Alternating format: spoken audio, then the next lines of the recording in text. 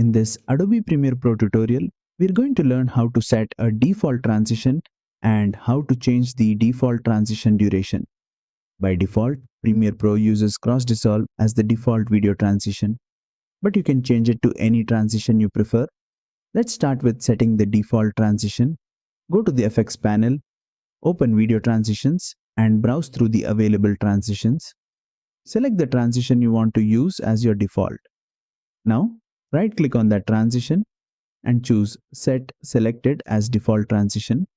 That's it.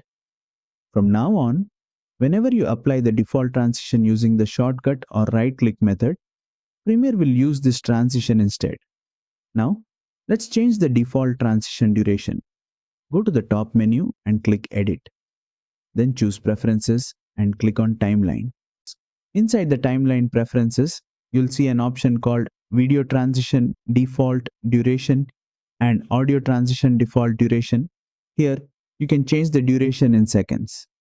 Adjust the value to your preferred duration and click OK. Now, every time you apply a default transition, it will use the new duration automatically. This is useful if you prefer faster cuts or slower, smoother transitions as your standard style. And that's it. You now know how to set and customize the default transition in Adobe Premiere Pro. If this tutorial helped you, don't forget to like, share, and subscribe for more Adobe Premiere Pro tutorials.